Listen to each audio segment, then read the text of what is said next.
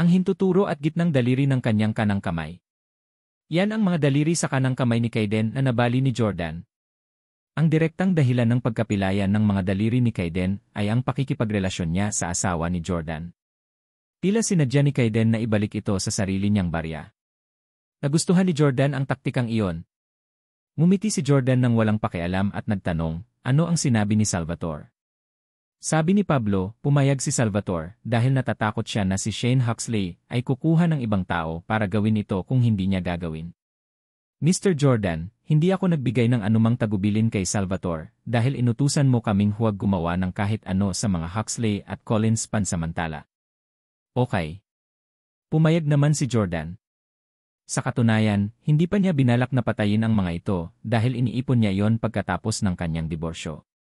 Ibinaba na ni Jordan ang tawag nang walang sinabi pa. Nagulat siya nang biglang tumawag si Victoria pagkababa niya. Medyo nagulat si Jordan. Mula nang makipagkasundo siya kay Hailey, bihira na siyang tawagan ni Victoria ng ganoon kagabi dahil isa itong matinong babae na alam ang kanyang hangganan. Hello. Sinagot ni Jordan ang telepono. Nagsalita si Victoria sa isang apurahang tono at tila siya ay labis na naguguluhan. Jordan, masamang balita. Narinig ko na ang mga Huxley ay umupa ng isang mamamatay tao at nag-aalok ng $6 na milyong upang putulin ang 3 sa iyong mga daliri. Huwag kang lalabas sa susunod na 2 araw. Hindi niya akalain na ganoon pala ang kaalaman ni Victoria. Gaya ng inaasahan sa isang taong nag-ukit ng karera sa Orlando sa loob ng maraming taon, mayroon siyang malawak na network ng mga koneksyon sa mga negosyante pati na rin sa mga gangster. Kahit na ang impormasyong nakuha ni Victoria ay hindi sapat na tumpak, ito ay naintindihan. Sa sandaling ito, kalalabas lang ni Hailey sa shower, nakasuot ng bathrobe at tsinelas sa bahay. Dahil nasa mga unang yugto pa lamang ng kanyang pagbubuntis, ang kanyang baby bump ay halos hindi na napansin at ang kanyang figura ay nakakaakit. Sino ang kausap mo sa telepono? Tanong ni Hailey habang pinupunasan ng tuwalya ang basang buhok. Si Victoria, sagot ni Jordan kay Hailey. Galit na galit si Hailey at sumigaw, bakit mo ba siya kinakausap sa sobrang gabi? Mag-hang up ngayon. Hindi nasisiyahan si Jordan. Kaya maaari mong makipag-usap kay Kaiden Huxley sa telepono sa gabi, ngunit hindi ko magagawa ang parehong kay Victoria.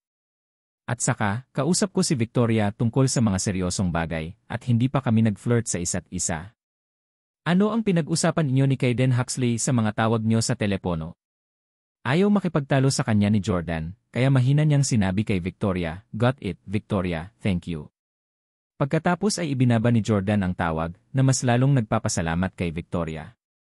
Tila mahal na mahal ni Victoria si Jordan dahil napakabait nito sa kanya kahit na wala na itong pera. Noong araw na yon, tinuruan niya si Tyler ng leksyon sa ngalan ni Jordan, at nang maglaon, nang malaman niyang nagkaproblema si Jordan sa batas, tinulungan niya ito sa pamamagitan ng paggamit ng kanyang mga personal na koneksyon. Nang malaman na may mananakit kay Jordan, tinawagan niya ito kaagad para bigyan siya ng paalala.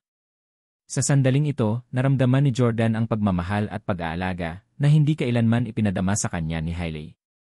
Marahil, sa sandaling hiwalayan ni Jordan si Hailey, maaari niyang piliin na ligawan si Victoria. Hindi bababasa, ang isang babaeng tulad niya ay karapat-dapat na maging karapat-dapat sa bahagi ng mana ng Stiles. Nakaramdam ng kaunting selos si Hailey, at muli siyang nagtanong, ano ang pinag-uusapan niyo ngayon? Gaano ka nakatagal sa telepono kasama siya? Alam ng bastos na hasi na si Victoria Clark na kasal ka na, pero patuloy pa rin siyang nanliligaw sa'yo. Ang mura at walang hiyang babae. Ipinaliwanag ni Jordan, tinawagan ako ni Victoria para sabihin sa akin na narinig niya si Kaiden Huxley na umupa ng isang mamamatay tao upang putulin ang aking mga daliri sa halagang $6 na milyong. Nabitawan ni Hailey ang tuwalya na hawak niya sa gulat. Ano? Gusto niyang putulin ang mga daliri mo? Hindi pwede. Nagpanik din si Hailey. Sa kanyang opinyon, si Kaiden ay isang kaakit-akit na lalaki na tila hindi isang taong gagawa ng ganoong kalupit na bagay. Hindi kinuha ni Hailey ang tuwalya at sa halip ay naglakad na siya patungo sa Jordan. Hinawakan niya ang braso nito at sinabing, Hubby, bakit hindi ka nalang pumunta at humingi ng tawad kay Kaiden at aminin ang iyong pagkakamali? Hindi naman siguro mangyayari kung mag-uusap tayo ng mga bagay-bagay sa kanya. Gusto niyang humingi ng tawad si Jordan sa kanyang karibal sa pag-ibig. Sa ibabaw ng kanyang bangkay. Matigas na sabi ni Jordan, mas gugustuhin ko pang makulong kaysa humingi ng tawad sa kanya. At saka, wala naman akong ginawang masama. Ikaw, Lee. Tila hindi nasisiyahan si Hailey. Pupunta ako kung ayaw mo. Pupunta ako sa ospital bukas ng umaga at humingi ng tawad sa kanya habang humihingi ng tawad sa kanya. Malamig na yumuko si Jordan. Yun sa relasyon niyong dalawa, kailangan pa bang humingi ng tawad? Hindi mo kailangang magmakaawa sa kanya. Sa bahay na lang ako at hindi lalabas. Hindi naman big deal. Bagamat hindi na itinuring ni Jordan si Hailey bilang asawa niya, ayaw pa rin niyang makilala niya ang taong iyon. Gayunpaman, pinilit ito ni Hailey. Maaari mong piliin na huwag lumabas ng isang araw, ngunit hindi ka maaaring magtago ng tuluyan. Lumayo ka dito. Dahil asawa mo ako, may dapat akong gawin para sa'yo, kung hindi, pagsalitaan na naman ako ng babaeng iyon na si Victoria Clark. Pupunta ako sa ospital para makita siyang kasama mo bukas ng umaga. Tapos na. Si Hailey ay matatag at matigas, hindi nagbibigay kay Jordan ng anumang pagkakataon para sa pagtanggi. Pagkatapos, nagpatuloy si Hailey sa pagpapatuyo ng kanyang buhok gamit ang hair dryer, at tahimik silang nakahiga sa isang kama nang hindi nag-uusap sa buong gabi. Maagang nagising si Hailey at nagtimpla ng honey water. Pumili pa siya ng ilang damit sa kwarto. Sunod-sunod na sinubukan ni Hailey ang mga damit na pinili niya at tiningnan ang sarili sa salamin. Magaganda ang bawat damit na napili niya at lahat iyon ay damit na isusuot niya lamang sa mga mahahalagang kaganapan. Nang magising si Jordan, tumingin siya kay Hailey na nagdodoble sa harap ng salamin at nagtanong, "Honey, bakit nakabihis na kayong lahat samantalang bibisita lang tayo sa isang pasyente? Saka hindi mo naman kailangan magsuot ng damit, di ba?" Nainis sa kanyang mga salita, sumagot si Hailey, "Ikaw ay isang lalaking chauvinist. Bakit sinusubukan mong magpasya kung ano ang dapat kong isuot at sinasabi sa akin kung dapat akong magsuot ng damit o hindi? Napakainit ng panahon ngayon, inaasahan mo bang magsuot ako ng jeans? Para kanino ako magbibihis? Para sa'yo ito, hindi ba? Magmamakaawa ako sa kanya para sa'yo, okay? Pwede bang makonsensya ka? Nasaktan mo ang isang tao, ngunit wala kang sapat na pera para mabayaran ang taong nasaktan mo. Ngayong tinutulungan ka na ng misis mo na ayusin ang isyu, tinataboy mo pa ang ilong mo sa ganito at ganyan." Ngumiti ng mapang-asar si Jordan. Gusto talaga niyang ilantad si Hailey on the spot at ipaalam sa kanya na matagal na niyang nalaman ang tungkol sa relasyon nila ni Kayden. Gayunpaman, malalaman ni Hailey na siya ay nagpapanggap na pinalaya sa kanyang pamilya kung gagawin niya yon. Hindi na nagsalita pa si Jordan at sa halip ay natulog na ulit. Sa kabilang banda, nagayo si Hailey at nagmaneho papunta sa ospital. Sa E-ward ng ospital. Hinawakan ni Kayden ang kanyang cellphone gamit ang kaliwang kamay at inip na nakatitig sa screen nang biglang may narinig siyang kumakatok sa pinto ng 2 beses. "Pumasok ka." Dahan-dahang itinulak ang pinto ng ward, at bago pa man makapasok si Hailey, isang mabangong amoy ang umagos hanggang sa ilong ni Kayden. Ang pabangong suot ni Hailey ngayon ay ang Chanel Chance Eau de Parfum na niregalo ni Kayden sa kanya dati. "Wow, nandito na ang Diyosa ko." Na-lift agad ang mood ni Kayden nang makita niya si Hailey, agad siyang napaupo ng tuwid. Isinara ni Hailey ang pinto pagkapasok sa ward. Nakasuot siya ng red vintage Chanel Audrey Hepburn-style mini-dress na nag-channel sa eleganteng kagandahan ng mga kababaihan noong 50 at 60. Naglalaway si Kayden nang makita ang likod niya. Sinabi niya kay Hailey, "Darling, I lock mo ang pinto." Nagulat si Hailey sa narinig. "Ha?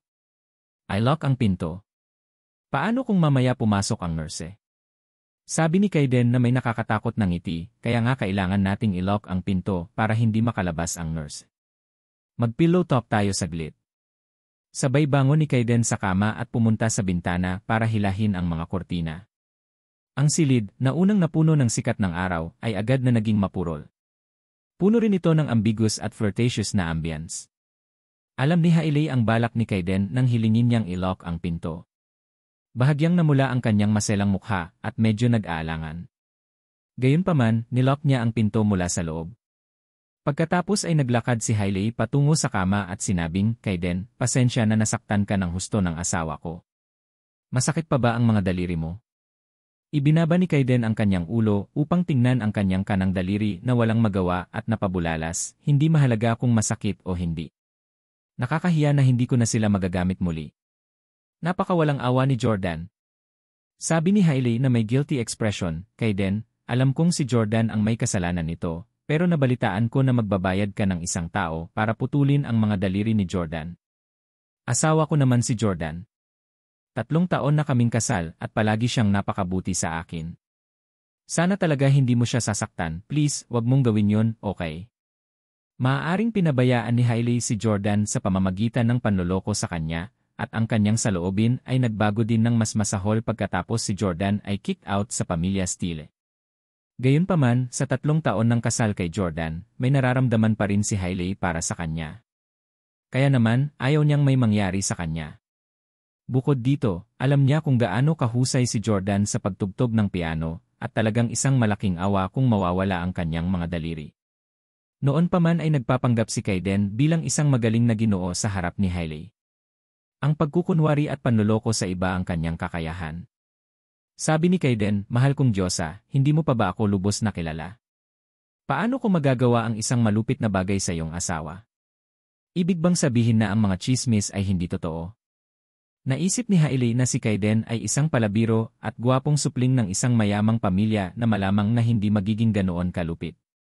Ngumiti si Kaiden at sinabing, syempre hindi sila totoo. Sinadya kong hilingin sa aking kapatid na ikalat ang mga chismis na yon dahil sinusubukan kong takutin ang iyong asawa na maging masyadong matakot na umalis sa kanyang tahanan. Sa totoo lang, wala naman akong pinadala para makipag-deal sa kanya. Naguguluhan si Hailey. Sinisikap mong takutin ang asawa ko. Bakit? Bakit ayaw mo siyang lumabas ng bahay? Hinawakan ni Kaiden ang patas at malambing na kamay ni Hailey na may masamang ngiti. Ano pa sa tingin mo ang maaaring maging dahilan? Siyempre, dahil ayokong istorbohin niya kami. Kung mananatili siya sa bahay, araw-araw tayong magkikita sa labas, di ba? Tinanggap siya ni Hailey sa kanyang sinabi. Alam niyang mahal siya ni Kaiden, at dahil kasal na siya, kailangan nilang magkita-kita sa umaga o sa gabi. Siguro, wala talagang balak si Kaiden na saktan si Jordan. Pagtingin sa katangitanging at maselan na mukha ni Hailey, hindi napigilan ni Kaiden na halikan siya. Gayunpaman, likas siyang itinulak ni Hailey palayo. Hindi. Hindi tayo pwede. Galit na galit si Kaiden, ngunit hindi niya inilabas ang kanyang galit at sa halip ay nanatiling pasyente. Hailey, mahal na mahal kita kaya handa akong talikuran ang mga daliri ko para sa kapakanan mo. Hindi mo ba nararamdaman ang pagmamahal ko sa'yo? Sinaktan ni Kaiden si Jordan sa restaurant kahapon para maghiganti sa kanya para sa kanyang tiyahin na si Rosie. Gayunpaman, sinabi niya ngayon na ginawa niya ito para kay Hailey. Sinabi ni Hailey, alam kong mahal mo ako, ngunit maaaring hindi ako tanggapin ng iyong pamilya. Ang pagkuha ng pagkilala at karapatan sa isang bahagi ng mana ng isang multibilyong dolyar na pamilya ay ang pinakamahalagang bagay pa rin kay Hailey. Kung panay ang gusto ni Kaiden na makasama siya nang walang approval ng kanyang pamilya, hindi rin pipiliin ni Hailey na makipagkita sa kanya. Sabi ni Kaiden, nasabi ko na sa pamilya ko ang tungkol sa'yo. Sabi ng lolo ko, hahayaan kanyang pakasalan ako basta't handa kang magpalaglad. Gusto niya akong ipalaglad. Itinaas ni Hailey ang kanyang ulo na may mabigat na puso. Tumango si Kaiden at sinabing, hindi mahalaga sa akin kung ipalaglag mo o hindi ang sanggol. Sasama rin ang mga magulang ko sa mga desisyon ko. Gayunpaman, ang aking lolo ay napakakonserbatibo at may makalumang pag-isip. Ayaw niyang pakasalan mo ako habang dinadala ang anak ng ibang lalaki. Sa katunayan, hindi na nagulat si Hailey sa kahilingan ng mga Huxley kahit na hindi siya komportable. Matagal nang sinabi sa kanya ng kanyang advisor na si Rachel na kahit ang isang normal na pamilya ay hindi makakatanggap ng manugang na buntis sa anak ng ibang lalaki, lalo pa ang isang mayaman at kilalang pamilya tulad ng mga Huxley. Kung gusto ni Hailey na pakasalan si Kaiden, kailangan niyang ipalaglag ang anak ni Jordan. Mula nang itakwil si Jordan ng Steeles, sinimulan na ni Hailey na isaalang-alang ang pagpapalaglag. Kahit na wala si Kaiden bilang backup plan, plano pa rin niyang ipalaglag ang fetus. Dahilan, isang bata ang hahadlang sa kanyang muling pag-aasawa maliban na lamang kung makakahanap siya ng lalaking diborsyado at may anak din gayunpaman, hindi gusto ni Hailey ang ganoong lalaki. Nagustuhan lang niya ang mga batang bachelor mula sa mayayamang pamilya. Nagpatuloy si Kayden, ako at ang aking kapatid na lalaki, si Shane, ang tanging ikatlong henerasyong tagapagmana ng mga Huxley. Kami ni Shane ay sobrang malapit sa isa't isa, at hindi pa kami nag-away tungkol sa mana. Ang mga ari-arian ng Huxley ay hahatiin ng pantay sa pagitan namin ni Shane sa hinaharap. Hailey, kung ikaw ang kasama ko, ginagaranti ako na ikaw ang magiging pinakamasayang babae sa mundo. Maraming inihayag si Kayden kay Hailey. Siya ay sapat na matalino upang tuksuhin siya sa kanyang mga ari-arian at iba pang materyal na pag-aari. Naantig na marinig ang kanyang mga salita, tiningnan ni Hailey si Kayden ng masinsinan at magiliw. Kayden, napakabuti mo sa akin. Sa mga sandaling ito, tuluyan na niyang nakalimutan na suot pa niya ang wedding ring na binili ni Jordan para sa kanya sa kanyang ring finger. Tuwang-tuwa si Kayden at muli niyang hinalikan si Hailey, alam niyang nakuha na niya ang pain. Sa pagkakataong ito, hindi na muling itinulak ni Hailey si Kayden at sa halip ay tinanggap ang kanyang halik. Bagong City Residential Estate. Mula nang umalis si Hailey, si Jordan ay naging malikot at masama ang pakiramdam. Paano kaya siya nakabalik sa pagtulog ng payapa? Alam niyang nagkabit na sila ni Hailey at Kayden sa isa't isa dati. Kumpiyansa din siya na sasamantalahin niya ang pagkakataong ito upang muling makipagkita kay Kayden. Sa pagkakataong ito ay sa ilalim ng dahilan ng paghingi ng tawad kay Kayden sa ngalan niya. Kaya naman, tinawagan niya si Pablo at hiniling sa huli na magpadala ng isang tao upang anino si Hailey habang patuloy na binabantayan ang sitwasyon ni Kayden sa ward ng ospital. Matagal na ring itinanim ni Jordan ang kanyang mga snitches sa ospital, sa mga doktor, nurse, at mga pasyente. May tao din sa building sa tapat ng ward ni Kayden na nakatitig sa kanya gamit ang isang peres ng binocular. Dumating si Hailey sa ward ni Kayden sa alas negatibo 1:00 ng umaga at nakatanggap si Jordan ng tawag sa alas negatibo 12 ng tanghali. Mr. si Jordan, ang iyong asawa, ay nasa ward pa rin ni Kayden Huxley at sarado pa rin ang mga kurtina. Sinubukan ng isang nurse na kumatok sa pinto ngayon, ngunit umalis siya pagkatapos kumatok ng ilang beses.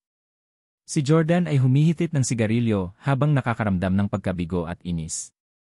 2 buong oras na nanatili si Hailey sa kwarto ni Kayden, nakalock ang mga pinto at mahigpit na nakasara ang mga kurtina. Ano ba talaga ang ginawa nila? Kaya nilang gawin ang anumang gusto nila. Hiwalayan ko pa rin si Hailey Camden. Wala akong pakialam sa kanya. Hindi mabilang na beses na sinabi iyon ni Jordan sa kanyang sarili, ngunit hindi pa rin niya napigilan ang kanyang sarili na tawagan si Hailey ng 12 oras 10 minuto uwin. Honey, nasaan ka? Nakapagluto na ako ng tanghalian. Uwi ka ba ng tanghalian? Kalmado ang tono ni Jordan at nagkunwaring kamangmangan. Sabi ni Hailey sa telepono, nasa opisina pa ako at hindi ako uwi ng tanghalian. Sige, mag-isa ka. Buti na lang at may pinadala si Jordan para sundan si Hailey, kung hindi ay niloko na naman niya ito.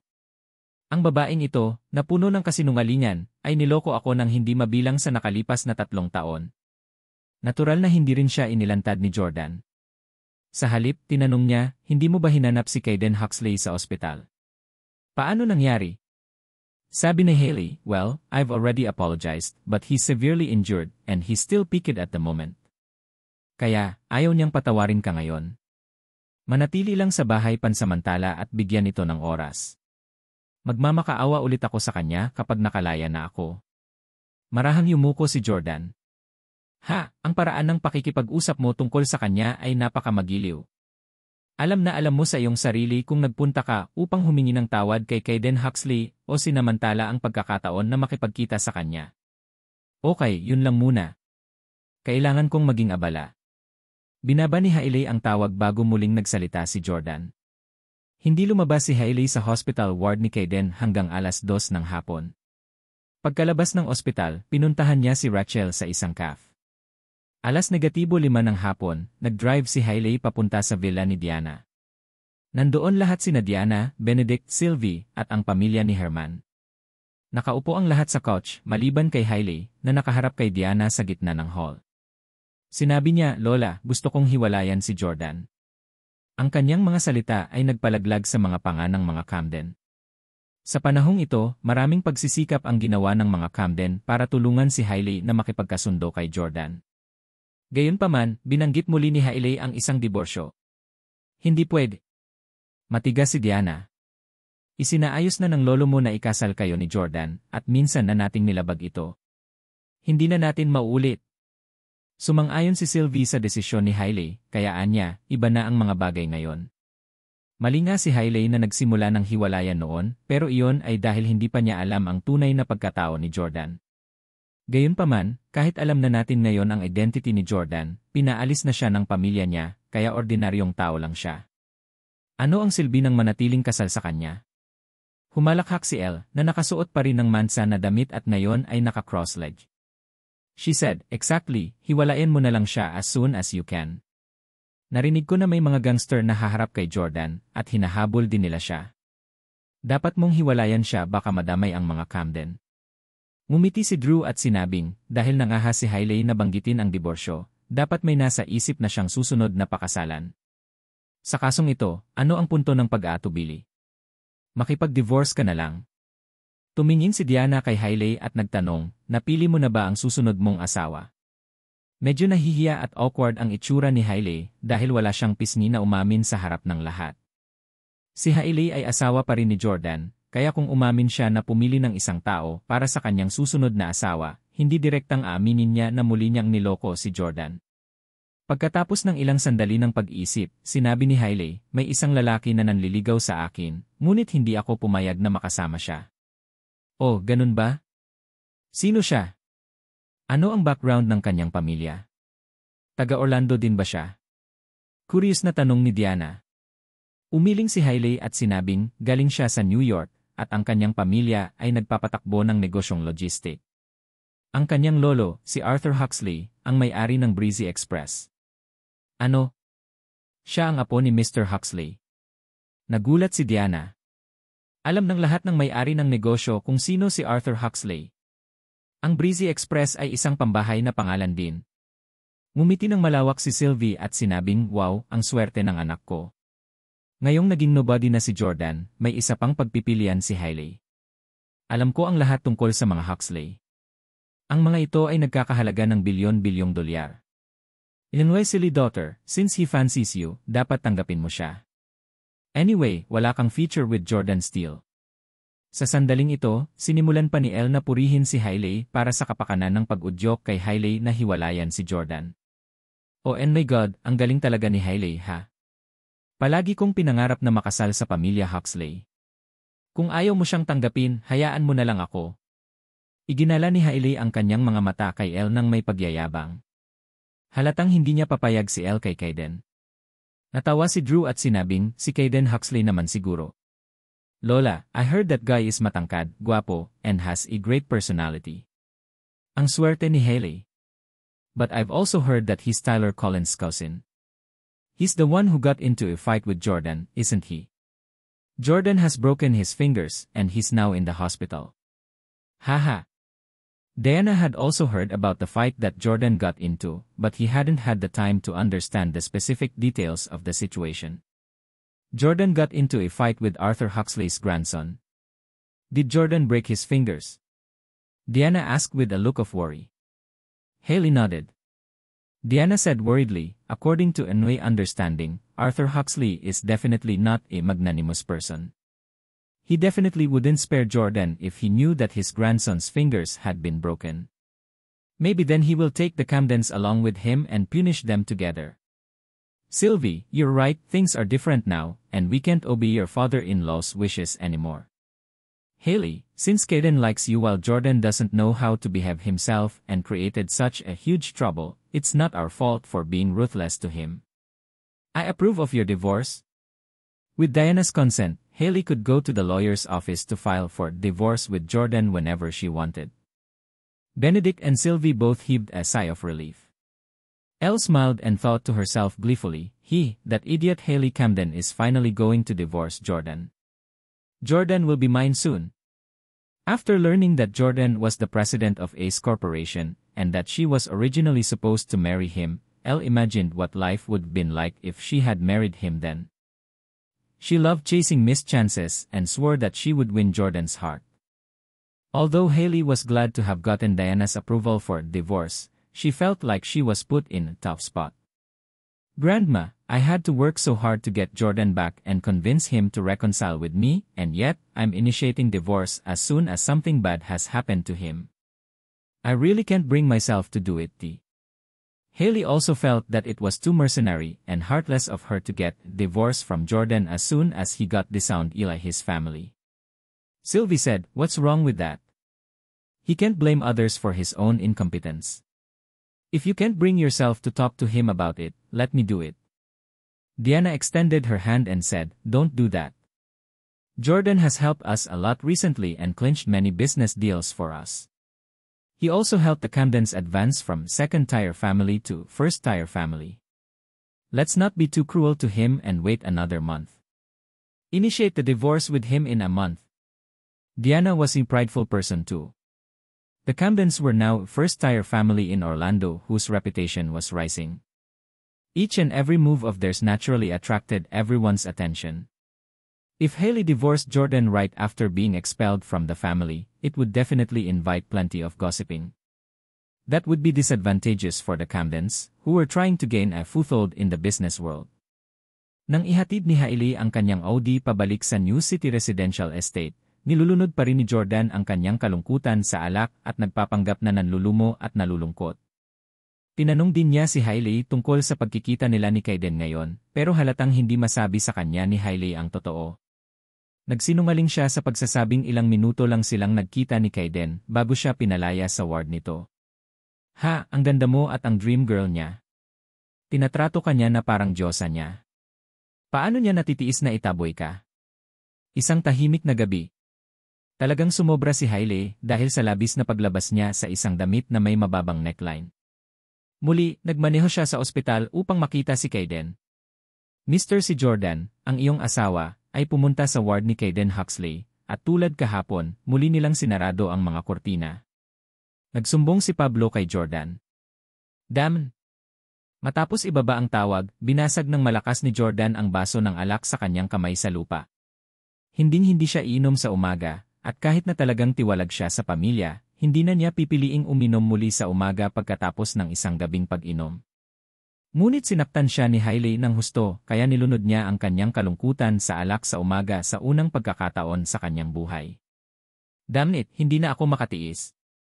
Bilang isang lalaki, paano pa siya mananatili sa bahay na may kapayapaan ng isip na alam na ang kanyang asawa ay lumabas sa isang pagtatagpo sa ibang lalaki?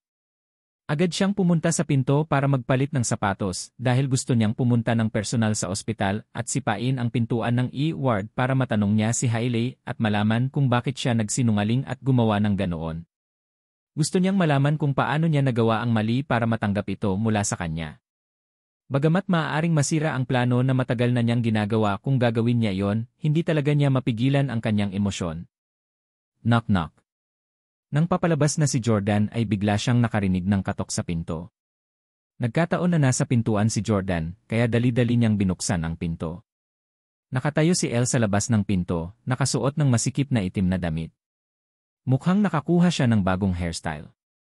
Ang mahaba niyang buhok ay kinulayan na at mukhang malambot na. "Hi."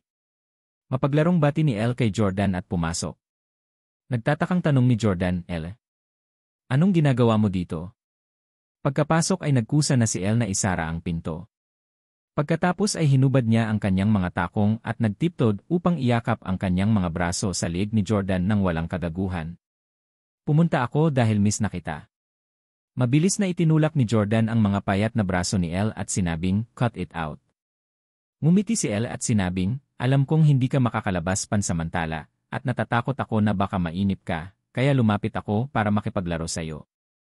Ang boring naman sa school eh. Hindi mo alam kung gaano kakulit ang mga kaklase ko."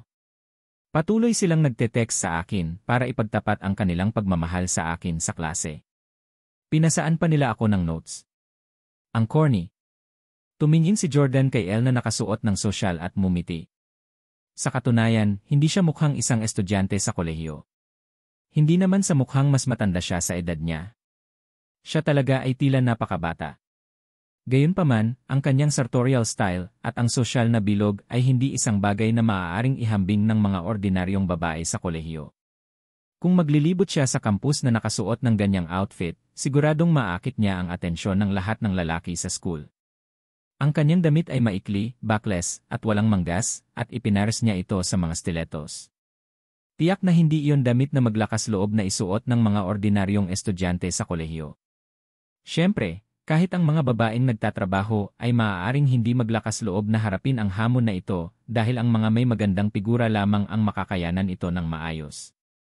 Mukhang na high spirit ngayon si Elle. Sinabi niya kay Jordan, mayroon akong magandang balita para sayo. Pumayag si Lola na maghiwalay kayo ni Hailey.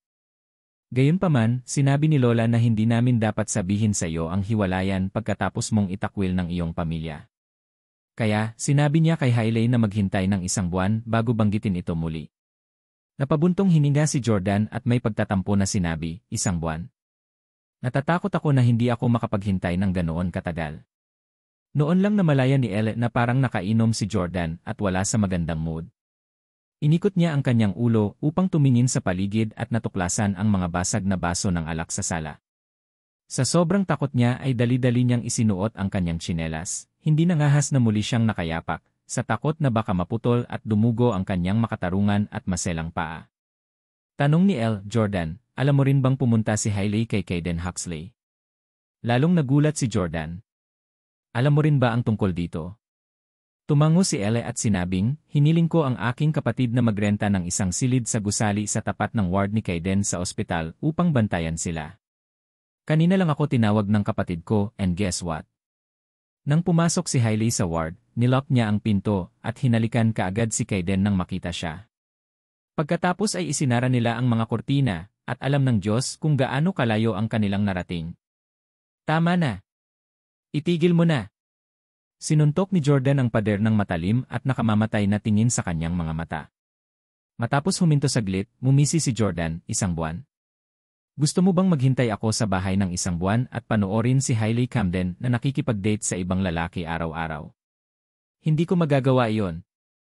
Sinabi ni Elle, Jordan, kung gusto mong hiwalayan si Hailey ng mas maaga, may ideya ako. Ano ito? Agad namang tumango si Jordan. Si Jordan ay paulit-ulit na nasaktan ng walang hiyang Hailey, at ngayon, ang gusto lang niya ay ang makaalis sa kanya ng mas maaga. Natatawang sabi ni Elle, Hailey is now bent on divorcing you. Hindi lang niya masabi ang sarili niya. Kaya lang, bigyan mo siya ng dahilan. Anong dahilan? Tanong ulit ni Jordan.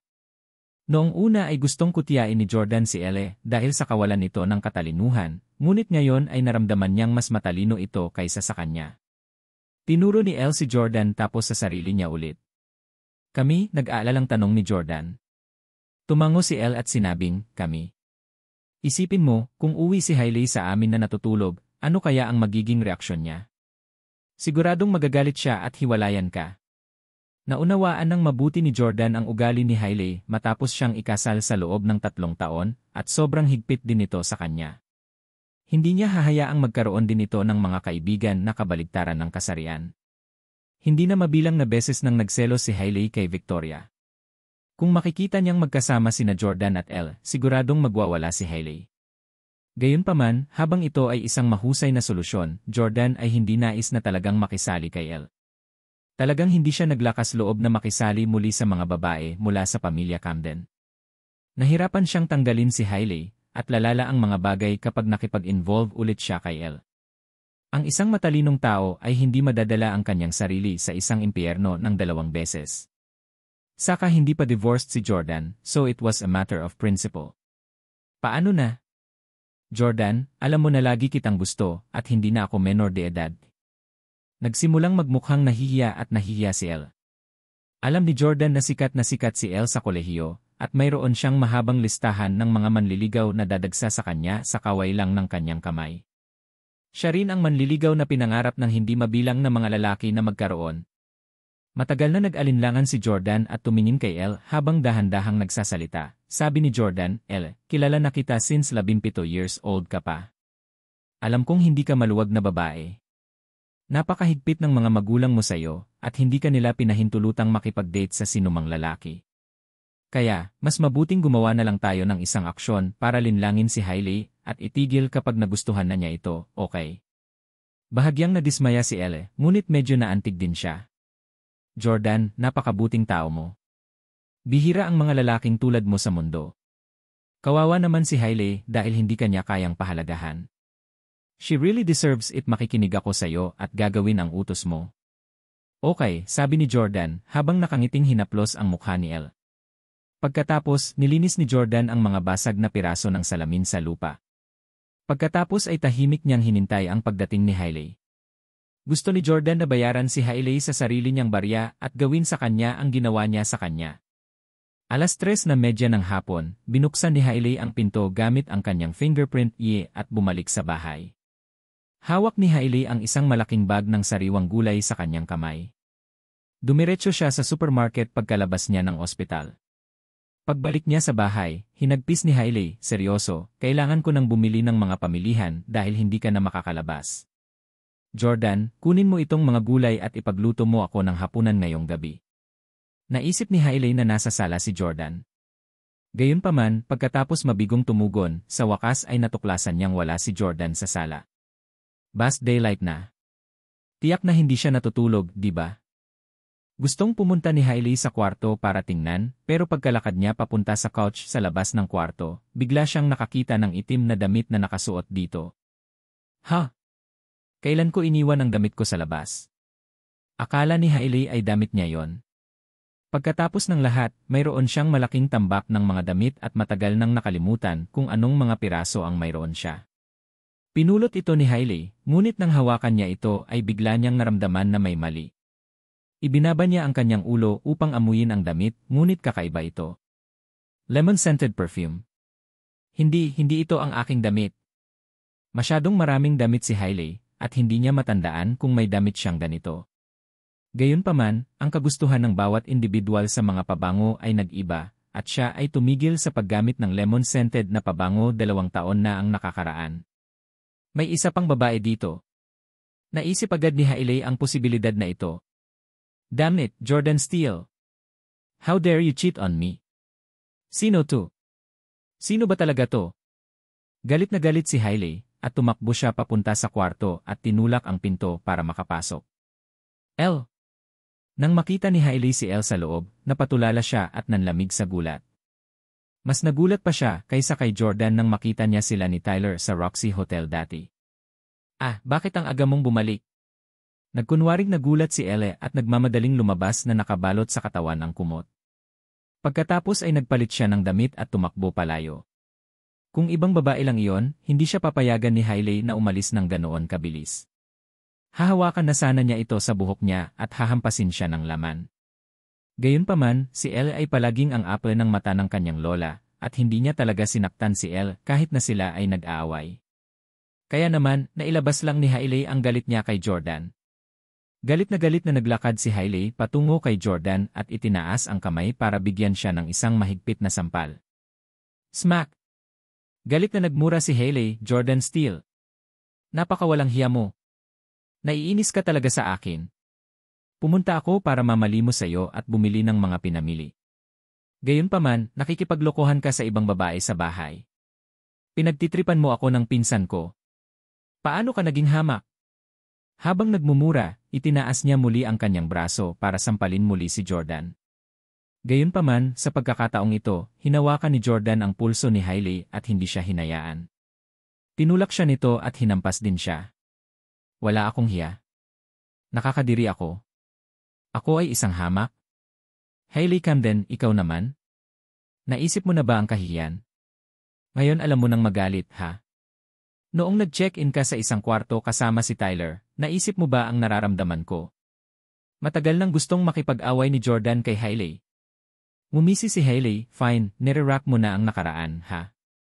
Tama si Rachel. Ikaw ay isang maliit na tao. Siguradong nagdaramdam ka pa rin sa bagay na yon. Sa tuwing may pagtatalo tayo, ibinalita mo ulit ang bagay na yon. Anong klase kang lalaki? Maghiwalay na tayo. Sa wakas ay nasabi na ni Hailey ang mga salitang hinihintay na marinig ni Jordan. Sa wakas ay sinimulan niya ang isang diborsyo. Gayunpaman, sa sandaling ito, galit na galit si Jordan na tinanggihan niya ito.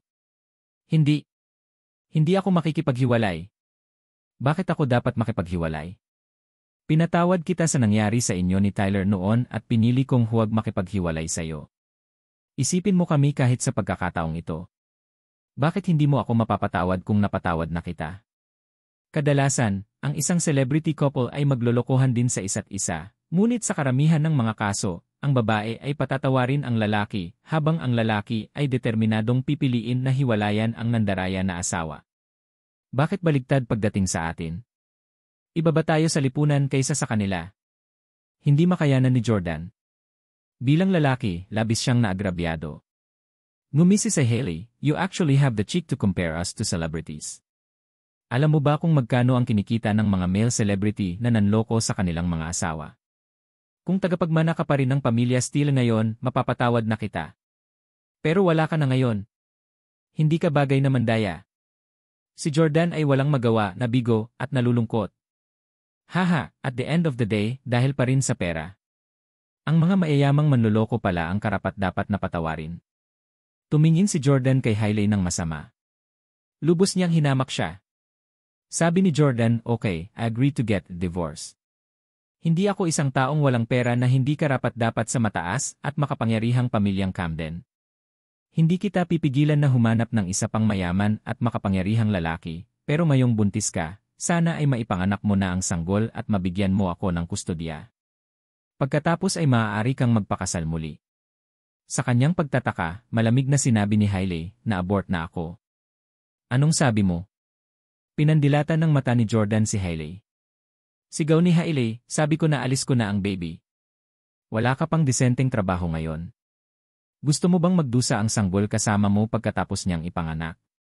Tuloy-tuloy na nanginginig ang kanang kamay ni Jordan dahil hindi na niya ito matiis. Itinaas niya ito at sinampal si Hailey sa mukha niya. Smack! Siyempre, kontrolado ni Jordan ang kanyang lakas, ngunit napasampal pa rin si Hailey at bumagsak sa lupa. Nung sinabi ni Hailey na nakakadiri si Jordan kanina, matagal na niyang gustong suntukin. Sino sa atin ang nakakadiri? Hindi mo lang ako niloko kay Tyler Collins, kundi niloko mo rin si Kaden Huxley. Saka wala naman kaming ginawa ni Elle. Nag-inarte lang kami. Ikaw ang nakakadiri na babae. Wala kang karapatang badmouth ako. Dati, hindi siya sinaktan ni Jordan dahil buntis si Hailey. Gayunpaman, ngayong alam niyang nagpa-abort siya, hindi na siya nakatiis. Sa ating dalawa ang baby. Anong karapatan mong ipalaglag ito nang wala akong pahintulot? Malakas na tanong ni Jordan kay Hailey. Si Hailey ay nakahiga sa lupa habang ang isang kamay ay nasa mukha at isa pa sa kanyang tiyan habang siya ay napaluha. Sinaktan mo ako. How dare you hit me? Sa nakalipas na 3 taon ng ating pagsasama, hindi mo pa ako sinaktan. At kahit noong nahuli mo kaming magkasama ni Tyler, hindi ka ganoon nagalit. Pero, sinaktan mo talaga ako ngayon? Jordan, hindi ka lalaki. Isa kang hamak. Bastos. Hayop. Totoong hindi pa natamaan ni Jordan si Hailey. Minahal niya siya. Nang mapanood ni Jordan ang paghampas ni Victoria kay Hailey dati, nakaramdam siya ng kirot sa puso. Sinabihan niya si Victoria na huwag siyang saktan muli sa hinaharap. Nang makita ni Jordan si Hailey na inilagay ang kamay sa kanyang tiyan para protektahan ito, biglang napagtanto ni Jordan na hindi pala ipinalaglag ni Hailey ang fetus at ngayon lang niya ito sinisikap. Nagmamadaling yumuko si Jordan, binuhat si Hailey, at tinanong, "Ikaw hindi ka nagpalaglag?" Itinulak ni Hailey si Jordan at sumigaw, "Kahit hindi ako magpa-abort ngayon, gagawin ko pagkatapos nating maghiwalay. Hindi ako natatakot na sabihin sa'yo, may boyfriend din ako. Papakasalan niya ako sa sandaling ipalaglag ko ang iyong anak. Sa tingin mo gusto kong ipalaglag ang bata? Alam mo ba kung gaano nakapipinsala ang pagpapalaglag sa mga babae? Baka hindi na ako makapagbuntis. Ipagpalagay na magbubuntis ako muli sa hinaharap. Kung ganoon, ang posibilidad na magkaroon ng miscarriage at premature birth ay napakataas. At saka, isa siyang buhay na nilalang at produkto ng ating pagmamahalan. 3 taon na kaming in love sa isa't isa. Sa tingin mo kaya kong ipalaglag ito?" Nagsimulang humagulgol si Hailey habang nagsasalita. Galit na naggangalit si Jordan at napabulalas, lumalabas na ang bastard na si Kaden Huxley ay gustong patayin ang aking hindi pa isinisilang na anak. Ano man ang relasyon ni Jordan at Hailey, ang sanggol ay inosente pagkatapos ng lahat.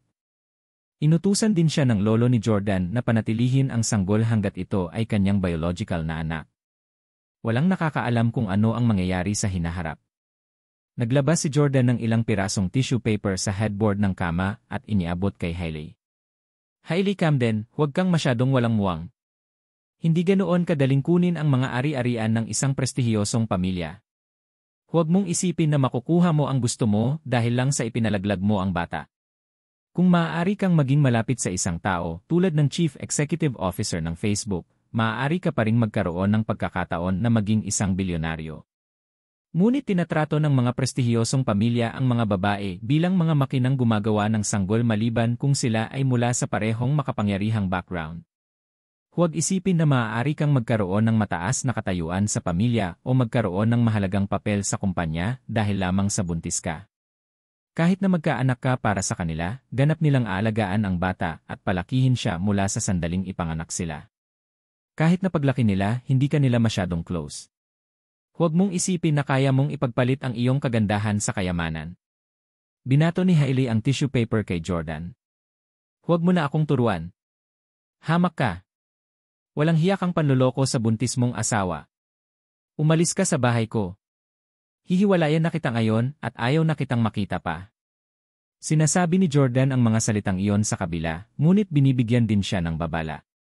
Dahil tumanggi si Hailey na makinig at nahuhumaling pa rin sa ideya na talagang pakakasalan siya ni Kayden at bibigyan siya ng bilyon-bilyong dolyar na halaga ng mga ari-arian. Pagdating ng panahon, hindi masisisi ni Hailey ang sinuman para dito dahil siya ang nagdala nito sa sarili niya. Sinabi ni Jordan, naman, nangako ako kay Grandaunt Lily na hindi kita hihiwalayan hanggat hindi mo ito sisimulan. Hindi ko sinira ang pangako ko ngayon. Ang pagkakamaling ito ng isang kasal ay sa wakas ay matatapos na. Inilabas nila ang kanilang mga yi at identification documents bago bumaba.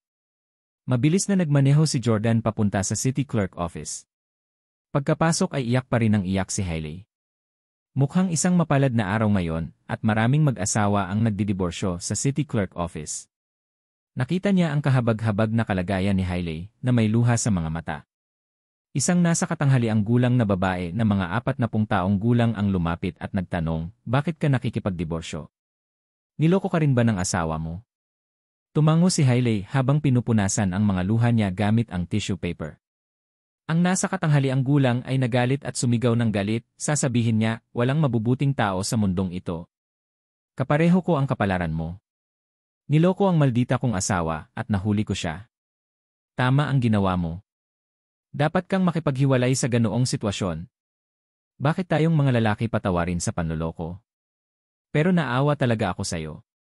Niloko ako ng asawa ko sa isang estudyante sa kolehiyo at naintindihan ko kung bakit.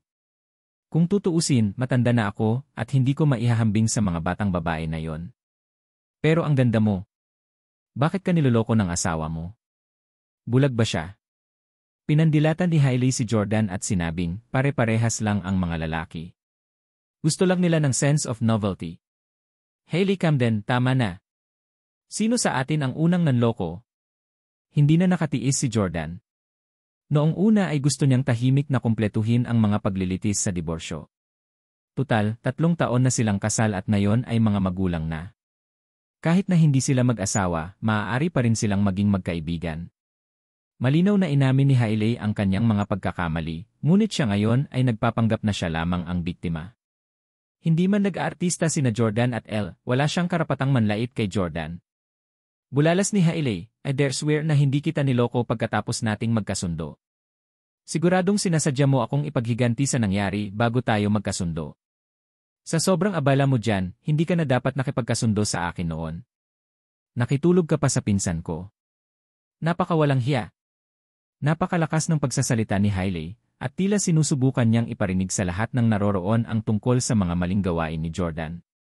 Matapos marinig ang kanyang mga salita, ang nasa katanghaliang gulang na babae ay galit na lumabas upang sumigaw kay Jordan. Anong sinisigawan mo sa kanya? Kalayaan niya na gawin ang lahat ng gusto niya bago magpakasal. Hindi ka niya niloko pagkatapos mong ikasal. Talagang natulog ka sa pinsan niya. Mga hamak na parang dapat kang makastrated. Ang taong ito ay napakasamang tao. Hindi lang nag-iisa ang nasa katanghaliang gulang na babaeng ito. Lumapit din ang ibang babae na nakikipagdiborsyo at tumabi kay Hailey para aliwin siya. Ayaw ni Jordan na makipagtalo sa kanila ni hindi niya magawang ipaglaban ang mga ito. Masasabi nila kung ano ang gusto nila. Kung kailangan kong tawagan na isang scumbag para makalayo sa iyo ng tuluyan, tatanggapin ko. Kinuha ni Jordan ang kanyang cellphone at tinawagan ang head ng City Clerk Office na si David J. Minsang tumawag si David J kay Jordan, kaya nasave niya ang numero ni Jordan. Hello, Mr. J, nasa City Clerk Office ka ba? Magdidiborsyo na kami ng asawa ko at nakarating na kami sa City Clerk Office. Wala pang isang minuto, isang lalaking nasa katanghaliang gulang na maikli ang buhok na nakasuot ng floral shirt. Hello, Mr. Steele, Miss Camden. Ako si David J. Nagpakilala si David at humingi ng tawad sa kanila. I'm really sorry sa nangyari kanina. Tinanggal ko na yung empleyadong nagpeke ng divorce certificate. Ikinalulungkot ko kung naantala ko ang hiwalayan. Gayunpaman, akala ko nagkasundo kayo dahil matagal ka nang hindi bumabalik. Kung ganun talaga, I'm very happy for you. Kung tutuusin, ang mga mag-asawa kung minsan ay nagdidiborsyo ng pabigla-bigla. Huwag mo akong sisihin sa pagtatanong nito, ngunit sigurado ka bang gusto mong makipagdiborsyo? Sabay na nagkatinginan sina Jordan at Hailey. Si Hailey ay maganda pa rin gaya ng dati, maging kapag siya ay galit, nakangiti, naluluha, o nabasa sa ulan. Gayunpaman, alam ni Jordan na walang babalikan para sa kanilang dalawa. Paulit-ulit na inaakusahan ni Hailey si Jordan na may sama ng loob sa kanya para sa relasyon nila ni Tyler, ngunit hindi talaga yon ang nangyari. Nangyari ang relasyon ni Hailey at Tyler bago isiniwalat ni Jordan ang kanyang pagkakakilanlan. Ang insidenteng iyon ay talagang nasaktan si Jordan, ngunit hindi ito maibabalik. Ang tunay na dahilan kung bakit naramdaman ni Jordan na hindi niya kayang gugulin ang natitirang bahagi ng kanyang buhay kasama si Hailey ay ang relasyon nila ni Kaiden. Nang magsimula ito, si Hailey ay asawa na ng presidente ng Ace Corporation at malapit na siyang maging isa sa mga tagapagmana ng Steelers. Marahil ay wala talagang nangyayari sina Hailey at Kaiden, ngunit ang magkahawak kamay ay hindi pa rin nararapat kahit noon pa man. At saka, noong naging walang pera si Jordan, nagbago ang ugali ni Hailey sa kanya. Hinding-hindi gugustuhin ni Jordan ang isang babaeng tulad niya na hindi makakasama sa kanya at sa kanyang kayamanan lamang ang habol. Maghihiwalay na tayo. Ganon din ang sinabi ni Hailey kasabay ni Jordan. Nang makita kung gaano sila katatag at determinado, tumango si David at sinabing, sumama ka sa akin. Dinala sila ni David sa isang silid at sinabi sa isang taong nakaupo sa loob, Jane, bumangon ka sandali. Ipoproseso ko ng personal ang divorce para sa mag-asawang ito. Okay. Ang babaeng empleyado na nagngangalang Jane ay tumingin kay Jordan at Hailey na may pagtataka. Personal na pinoproseso ni David ang mga papeles ng diborsyo para kina Jordan at Hailey at nagbigay sa kanila ng divorce decree. Sabi ni David, Mr. Steele, Miss Camden, kayong dalawa ay opisyal na diborsyado at hindi na nakatali sa kasal. Ang divorce decree na ito ay opisyal na may bisa at hindi na magkakaroon ng mga problema tulad noong nakaraang panahon. Alam ni Jordan na hindi mangyayari ang parehong pagkakamali dahil si David ang direktor. At this moment, hiwalay na talaga sila ni Hailey. Ito ay higit sa 3 taon. Ang mga alaala ng nakaraan ay patuloy na tumatakbo sa isip ni Jordan. May mga alaala noong una silang nagkita, nagsimulang umibig sa isa't isa, sinundan ng pagtataksil, at kalaunan ay naging laban sa isa't isa. Ito ay tunay na nakakalungkot. Mula nang umalis sila sa tanggapan ng clerk ng lungsod, hindi nagsalita si Hailey kay Jordan at nag-iisang umalis. In-unlock ni Jordan ang kanyang cellphone at nakagawian na tingnan ang Instagram account ni Hailey, nadiskubre lamang na hindi na niya matingnan ang kanyang mga post sa Instagram.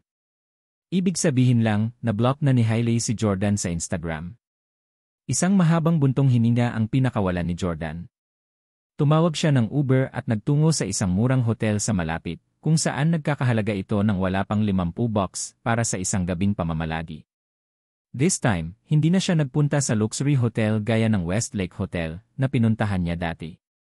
Maari sana niyang pagsisihan si Hailey na hiwalayan siya muli sa pamamagitan ng pagsisiwalat sa kanya na ang pagpapatalsik niya sa kanyang pamilya ay isang gawa lamang. Gayunpaman, hindi gustong gawin iyon ni Jordan. Kung magagawa ko, gusto kong maramdaman ni Hailey na ako ay isang walang pera sa buong buhay niya at isipin na ito ang tamang desisyon na hiwalayan ako. Bulong ni Jordan sa sarili nang makarating sa hotel room. Knock knock. May biglang kumatok sa pinto. Nagtatakang tanong ni Jordan, sino nandoon? Sir, kailangan mo ba ng serbisyo ko? Isang kakaibang boses ng babae ang umalingaw-ngaw sa pinto at tila sinasadyang ilong. Kumunot ang noo ni Jordan. Ang mga murang hotel ay napakagulo. Hindi. Bulalas ni Jordan. Buksan mo ang pinto at tingnan mo ako. Ang batang babae sa labas ng pinto ay tila nag-aatubili na sumuko. Si Jordan ay labis na nagalit noong una. Agad siyang tumayo at sumigaw, tatawagin kita ng mga pulis kapag hindi ka umalis. Sa puntong ito, ang batang babae sa labas ng pinto ay nagsalita sa kanyang normal na boses. Jordan, ako ito. El. Saka lang naglakad si Jordan at binuksan ang pinto para makitang si El nga. Haha, inaasar lang kita. At the same time, sinusubok ko rin ang ugali ng magiging asawa ko. Sa katunayan, ikaw ay isang mabuting tao na hindi nakikipag-ugnayan sa isang kabit. Gusto talaga kita. Bulalas ni El sa tuwa. Pinapasok ni Jordan si El, isinara ang pinto, at tinanong, paano mo nalaman na dito ako nananatili? Sinundan mo ba ako dito? Tumawa si El at inamin, sinusundan kita simula nang lumabas kayo ni Hailey sa City Clerk Office. Jordan, ngayon na sa wakas ay naghiwalay na kayo, maaari mo bang isaalang-alang na makasama ako ngayon? Tumingin si El kay Jordan na may pagmamahal sa kanyang malaki at puno ng tubig na mga mata. Sabi ni Jordan, El, hindi talaga kami bagay sa isa't isa. Saka isa lang akong walang pera ngayon, habang ikaw naman ang tagapagmana ng isang kilalang pamilya sa Orlando. Hindi ako karapat-dapat para sa'yo, at hindi papayag ang lola mo. Sabi ni El, drop the act. Alam kong bahagi ka pa rin ng pamilya Steele. Bilisan mo, maging presidente ka ulit ng Ace Corporation at pakasalan mo ako. Gusto kong maging asawa ng isang presidente ng kumpanya. Alam ni Jordan na gusto siyang pakasalan ni Elle dahil sa kanyang pagkakakilanlan. Sabi ni Jordan, I can tell you for sure that will not be the president of any company again in the future. Magtatrabaho lang ako ng ordinaryong trabaho sa hinaharap at kikita ako ng ilang ingrande sa isang buwan tulad ng karaniwang tao. Hindi nagsisinungaling si Jordan kay Elle. Iyon ang kanyang mga tunay na iniisip. Matapos ang kanyang kasal kay Hailey, natuklasan niya na maraming kababaihan sa panahon ngayon ay masyadong materyalistiko. Nagustuhan nila ang mga mayayaman at makapangyarihan. Kapag mataas ang katayuan ng isang tao, hindi nila sasabihin kung talagang mahal sila ng isang babae para sa kung sino sila o dahil sa kanilang materyal na pag-aari. Kaya naman, nagpasya si Jordan na huwag nang maging presidente ng isang kumpanya at mamuhay na lamang tulad ng karaniwang tao na naghahangad ng tunay na pag-ibig. Pagkatapos lamang niyang matagpuan ang kanyang tunay na pag-ibig tulad ng isang ordinaryong tao, sa kanya ito ihahayag sa kanya. Tanging isang babaeng handang magdusa at dumaan sa mahihirap na panahon kasama niya ang magiging karapat-dapat sa daan-daang bilyong ari-arian na pagmamay-ari ng Steeles. Ang mga babaeng tulad ni Hailey at Elle ay hindi karapat-dapat. Halatang nalungkot si Elle. Anong maganda sa pagiging ordinaryong tao? Ang pagiging presidente ng isang kumpanya ay mas mabuti. Sobrang nasaktan ka ni Hailey. Hindi mo ba nais na maging isang mapangakit na pangulo muli upang pagsisihan siya? Napakapit ng ulo ni Jordan at sinabing, ayoko. Minsan na niyang ginawa iyon at sapat na yon. Ayaw niyang makitang lumuhod si Hailey para humingi ng tawad o bumalik para guluhin siyang muli. Sabi ni Jordan, Elle, dapat bumalik ka na. Salamat sa iyong tulong sa pagkakataong ito. Handa kang isakripisyo ang iyong reputasyon para matulungan akong mawala ang iyong pinsan. Bibigyan talaga kita ng regalo bilang pasasalamat. Gayunpaman, wala akong pera ngayon. Kailangan kong maghintay hanggang magsimula akong magtrabaho bago ako makabili sa iyo ng kahit ano. Hindi pa rin masyadong naniniwala si Elle na wala talagang pera si Jordan. Sabi niya, nababaliw ka kasi kaka-divorce mo lang. Pupuntahan kita sa ibang araw. Pagkaalis ni Elle, humihitit ng sigarilyo si Jordan. Pagkatapos ay tinawag niya si Pablo. Hindi nais ni Jordan na pagsisihan ni Hailey ang kanyang desisyon sa pamamagitan ng muling paglalahad ng kanyang pagkakakilanlan bilang isang makapangyarihang pangulo. Gayunpaman, dapat ibigay ang paghihiganti. Sina Tyler Collins at Kaden Huxley, na parehong nanloko kay Hailey, ay dapat magbayad ng malaking halaga para sa kanilang mga aksyon. Kung nanatili sina Tyler at Kaden sa New York, mahihirapan si Jordan na harapin sila. Pagkatapos ng lahat, ang kapangyarihan ng mga Huxley sa New York ay napakahalaga pa rin. Sa kabilang banda, maaaring hindi maglakas loob na kumilos sina Pablo at Salvatore sa New York gaya ng ginagawa nila sa Orlando. Gayunpaman, iginiit nina Tyler at Kayden na maghukay ng kanilang sariling mga libingan sa pamamagitan ng pagpunta sa Orlando upang lumikha ng gulo para sa Jordan. Hindi naman kasalanan ni Jordan na hindi sila makabalik ng isang piraso noon. Dinyal ni Jordan ang numero ni Pablo at sinabing, "Gawin mo na." Sagot ni Pablo, "Mr. Jordan, anong kailangan mong gawin ko? Tanggalin mo si Tyler Collins?" Ang Collins ay nasa bingit na ngayon ng bangkarota, at si Tyler ay karapat-dapat na mamatay dahil sa pakikipagtalik kay Hailey, kaya ang pagpatay sa kanya ay hindi magkakaroon ng maraming problema. Ayaw ni Jordan na maging malupit sa account na minsan ay nakiusap sa kanya ang ina ni Tyler. Siguraduhin mo lang na hindi na siya makakapag-intimate sa isang babae. Kastahin mo siya. Paano si Kayden Huxley?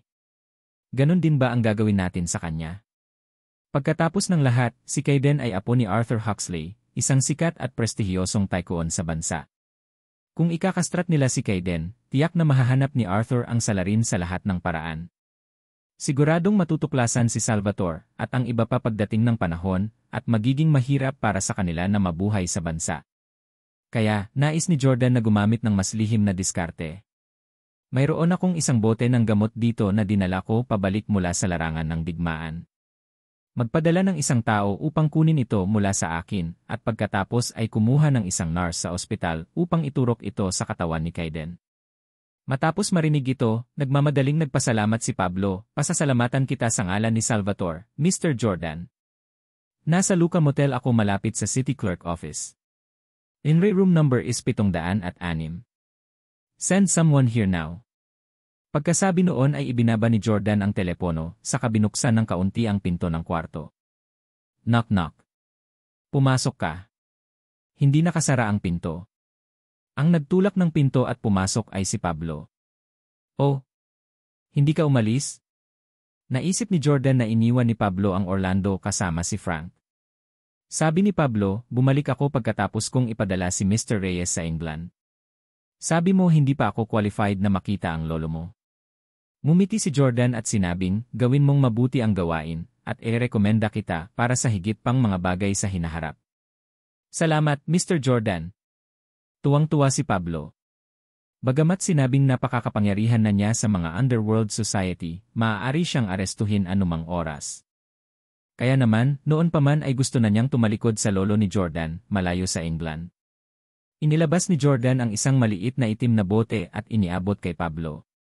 Matapos kunin ito gamit ang dalawang kamay, tinanong ni Pablo, "Mr. Jordan, ano ang mangyayari pagkatapos na ma-inject ito?" Sinabi ni Jordan, "Sakit ng ulo at lagnat, hirap sa paghinga." Medyo nataranta si Pablo, parang napakakaraniwan ng mga sintomas na ito. Hindi ba sila mapapagaling? Sinabi ni Jordan, "Sa kasalukuyang mga medikal na pamantayan sa Orlando, ang mga epekto ay dapat mawala sa loob ng ilang oras pagkatapos ng paggamot." Iyan ay talagang napakalaking kalamangan para kay Kayden Huxley. "Mr. Jordan, alam namin na ang mga Huxley ay napakalakas at hindi dapat gawing trifle. Gayunpaman, dahil naglakas loob siyang labagin ang iyong dating asawa, nararapat siyang mamatay. Handa akong tanggalin siya para sa iyo, kahit na ang ibig sabihin nito ay hindi na ako makakahanap ng buhay sa bansa." Ipinahayag ni Pablo ang kanyang katapatan. Nakangiting sabi ni Jordan, "We're not related to each other ila blood. Hindi mo kailangang isakripisyo ang pinaghirapan mong kapangyarihan para sa akin. Don't worry, ilang oras ko lang siyang ipapasakit sa ulo niya, yun lang." Maaaring magmukhang ordinaryo ang sakit na ito, ngunit sa katunayan, magkakaroon ng matinding epekto pagkatapos itong gumaling. Ang pinakamasama ay magdudulot ito ng kawalan ng katabaan sa mga lalaki. Na-curious agad si Pablo. May mga ganyan din sa larangan ng digmaan. Haha, ang galing nito. Gagawin nitong baog magpakailanman si Kayden Huxley, at kahit na magkaroon siya ng mga anak sa hinaharap, magpapalaki lang siya ng mga anak ng ibang lalaki. Hahaha. Hindi rin intensyon ni Jordan na maging ganoon kalupit, ngunit nag-utos si Kayden na ma-hack off ang mga daliri ni Jordan, kaya hindi niya masisisi si Jordan sa ginawa nito. 9:00 na ng gabi. Goldmine Nightclub. "Halika, Salvatore, hayaan mo akong mag-toast sa iyo." Sa pribadong silid, si Tyler ay umiinom at kumakain ng pakwan kasama si Salvatore. Kasabay nito, napapagitnaan din siya sa pagitan ng dalawang magagandang babae na nakasuot ng suit at nakayakap sa kanya. Ngumiti si Salvatore, nakipagsalamin kay Tyler, at sinabing, "Mr. Collins, parang ang saya-saya mo ngayon." Nakainom na si Tyler ng 6 na beer at parang tipsy na siya. Sigurado yan. Ang punk na si Jordan Steele ay hiniwalayan na si Hailey. Katulad ko, natapon din siya, hahaha. Pagkatapos ng diborsyo sa pagkakataong ito, hindi siya tumuloy sa anumang high-class na hotel, ngunit nag-check-in sa isang murang motel na wala pang 50 bucks bawat gabi. Sa ilang sandali, ang kanyang mga daliri ay puputulin din ng iyong mga lalaki. Siya ang naging dahilan ng pagkalugi ng pamilya ko. Nakaganti na rin ako sa wakas. Ngumiti si Salvatore at muling itinaas ang kanyang baso. Congratulations, Mr. Collins. Kinapa ni Tyler ang kanyang baso at sinabing, "Salvatore, kailan mo ito gagawin? Kapag ginawa mo ito, maaari mong putulin ang isa pang daliri. 2 para sa pinsan ko at 1 para sa akin." Naisip ni Salvatore, "Tanga ka, hindi mo alam na nasa bingit ka na ng kamatayan." Sabi ni Salvatore, "Okay, 2 million. Mr. Collins, bigyan mo pa ako ng 2 milyon at puputulin ko pa ang isang daliri." Awkward na sabi ni Tyler sabay chuckle, "Alam mo wala akong pera ngayon." Kalimutan mo na, bilangin mong swerte ang punk na si Jordan, hayaan mong panatilihin niya ang isang daliri. Siya nga pala, Salvatore, nabalitaan ko na ang latest attraction dito ay isang Thai ladyboy show. Maaari mo bang ipakilala sa akin ang isa sa kanila para hayaan akong magkaroon ng eye-opener? Pinitik ni Salvatore ang kanyang mga daliri at sinabi sa kasambahay na nasa pintuan, papasukin ang isang babae. Maya-maya, pumasok ang isang kurbadang dilag. Nawalan agad ng interes si Tyler sa 2 bebes sa tabi niya at sinabing, "Hahaha, very unique talaga. Gusto ko siya." Umiling si Salvatore at sinabing, "Kakaiba ang panlasa mo. Sige at magsaya. Aalis na ako ngayon." Nagmamadaling bumangon si Tyler at sinabing, "Salamat, Salvatore, ingat ka." Pagkaalis ni Salvatore sa pribadong silid, hindi siya lumayo ngunit nanatili sa labas ng pinto. Makalipas ang wala pang 5 minuto, napasigaw si Tyler sa paghihirap. Hindi. Itinapon ni Salvatore ang kanyang sigarilyo at nagpadala ng text message kay Pablo. Tapos na ang pakikitungo kay Tyler Collins. Samantala, sa E-ward ng kaakibat na ospital. "Miss, bago ka lang ba? Medyo maganda ka." Pahayag ni Kaiden nang makitang pumasok ang isang nurse na iba ang itsura sa nauna. Napangiti ng mahina ang magandang nurse na walang sinasabi. Nang makitang ilalagay siya ng nurse sa isang e-drip, tinanong ni Kaiden, "Hindi pa ba tapos na ang lahat ng iniksyon para sa araw na ito?" Sabi ng nurse, "Ito ang bili ng doktor." Sinabi niya na ang isang bote nito sa gabi ay makakatulong sa pagbawi. Nagkataon namang tinawagan ni Hailey si Kaiden sa pagkakataong ito, kaya wala talaga siyang hinala. "Honey, na-miss mo ba ako? I'm so bored without you here para samahan ako ngayong gabi." Sabi ni Kaiden na may kasamang masayang ngiti, alam niyang naghiwalay na sina Hailey at Jordan. "Narinig ko na nag-check-in si Jordan sa isang motel. Don't worry, I didn't hire someone to chop his fingers off, but he definitely has many enemies since he caused so many companies to fold before. Kung talagang naslash siya or something, you can't suspect me, baby." Ngayon, si Kaiden ay nasa mataas na espiritu dahil naisip niya na sa wakas ay tinanggal niya si Jordan sa kanyang posisyon bilang presidente ng Ace Corporation at ginawa siyang isang walang pera. Nagawa na rin niyang hiwalayan si Jordan kay Hailey na gusto niya kaya inagaw ito sa kanya. Ang kasalukuyang resulta ay ang inaasahang resulta ng mga ginawa ni Kaiden. Sa paglipas ng mga taon, hindi pa siya natalo sa kanyang mga karibal sa pag-ibig. Sa kasamaang palad, ang mga daliri ni Kaiden ay napilaya ni Jordan. Gayunpaman, hindi ito gaanong makakaapekto sa buhay ni Kaiden. Hindi rin naman ito naging hadlang sa pagkain at pag-inom dahil sinanay na niya ang sarili na gamitin ang magkabilang kamay sa pagsagawa ng iba't ibang gawain. Gayon din, hindi rin ito nakaapekto sa kanyang kakayahang maglaro ng mga laro sa mobile. Saglit na nag-chat sa phone sina Kaiden at Hailey. Pagkatapos niyang mag-drip, niyaya niya si Hailey na maglaro ng pub kasama niya. Hindi maigalaw ni Kaiden ang hintuturo at gitnang daliri ng kanyang kanang kamay, ngunit sa kabutihang palad, kailangan lang niyang igalaw ang kanyang hinlalaki kapag naglalaro ng larong ito. Si Victor ang pinili ni Kaiden, habang si Sarah naman ang pinili ni Hailey. Si Kaiden ang namamahala sa pag-akit sa mga kaaway para sa kanya, habang si Hailey ay nagtago sa likuran para patayin sila. Sa mga unang laro, ang dalawa ay nagtulungan ng husto at nasa isang sunod-sunod na panalo. Gayunpaman, habang nagpapatuloy ang laro, nagsimulang bumaba ang pagganap ni Kaiden, habang ang kanyang katumpakan sa pagbaril ay bumaba sa isang katawa-tawang lawak. Napansin din ni Hailey ang sitwasyon sa laro at nagtanong, "Darling, are you tired?" Kakahiwalay lang ni Hailey kay Jordan kanina, pero darling ang tawag niya sa ibang lalaki sa gabi. Maraming magagandang babae ang eksaktong katulad ni Hailey. Karamihan sa kanila ay magkakaroon ng hindi mabilang na side guys. Sa mga babaeng katulad nila, hindi na magkakaroon ng anumang buffer time pagkatapos ng breakup maliban na lang kung talagang magpasya silang hindi na muling umibig. Kung hindi, mabilis silang lumipat sa ibang lalaki pagkatapos ng diborsyo o breakup. Ang mga lalaking gaya ni Jordan, na nananatiling tapat sa kanilang mga asawa at umiiwas sa pagiging masyadong malapit sa mga kaibigan ng di kasekso, ay tunay na nakakaawa. Pagkatapos niyang pakasalan si Hailey, alam ng lahat na siya ay walang pera at walang babae ang gustong sumubok at makipag-date sa kanya. Ang tanging taong nagkusa ay si Elle, na nag-akala na miyembro pa rin siya ng pamilya Steele. Sinabi ni Kaiden sa laro, "Para sa ilang kadahilanan, biglang sumakit ang ulo ko."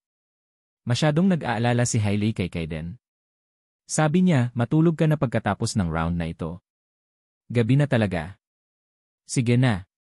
Pinlano ni Kaiden na mapuyat ngayon at uminom para magdiwang pagkatapos putulin ni Salvatore ang mga daliri ni Jordan. Gayunpaman, lalo siyang hindi komportable, kaya pagkatapos maglaro, pinatay niya ang mga ilaw at natulog. Matapos matulog ng halos 1 o 2 oras, biglang bumangon si Kaiden at nagsimulang magsuka habang nakakaramdam ng hilo at nilalagnat. "Nurse! Nurse! May tao, halika rito!" Mahinang bulalas ni Kaiden habang pinindot ang call button sa kama para tawagan ang nurse. Maya-maya, may pumasok na 2 nurse, pero wala na sa paningin ang nurse na tumulong sa paglalagay ng A-drip kay Kaiden kanina. Nang makitang biglang lumala ng husto ang kondisyon ni Kaiden, agad siyang itinulak ng mga nurse sa emergency room para magamot. Makalipas ang 2 oras, tuluyang humupa ang kalagayan ni Kaiden. Nakahinga na siya ng maayos ngayon, at humupa na rin ang mga sintomas ng pagkahilo at lagnat. Sa sandaling ito, dumating na rin si Shane sa ospital. Tinanong ni Shane ang pangunahing doktor, "Kamusta ang nakababatang kapatid ko? Bakit siya nilagnat at nagsuka bigla?" Nasugatan ang kanyang mga daliri. "Hindi dapat nangyari ang mga sintomas na ito." Sabi ng doktor, "Tama ka.